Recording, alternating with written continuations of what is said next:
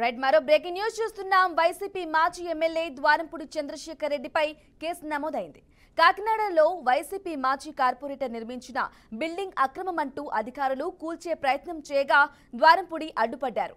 Municipal అధికారుల విధులకు ఆటంకం కలిగించారని ద్వారంపూడిపై పోలీసులు కేసు నమోదు చేశారు.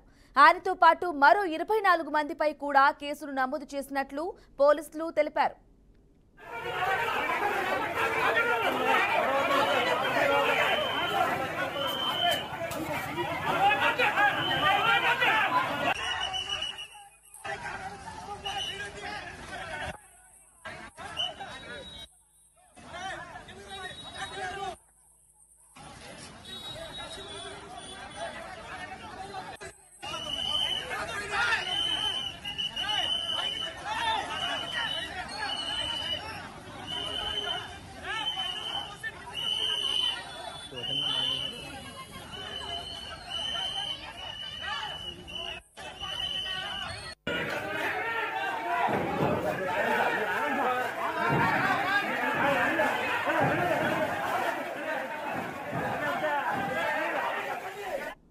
బ్రేకింగ్ న్యూస్ చూస్తున్నాం. వైసీపీ మాజీ ఎమ్మెల్యే ద్వారంపూడి చంద్రశేఖర్ రెడ్డిపై కేసు నమోదైంది.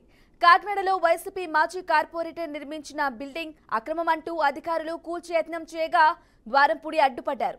మున్సిపల్ అధికారుల విధులకు ఆటంకం కలిగించారని ద్వారంపూడిపై పోలీసులు కేసు నమోదు చేశారు.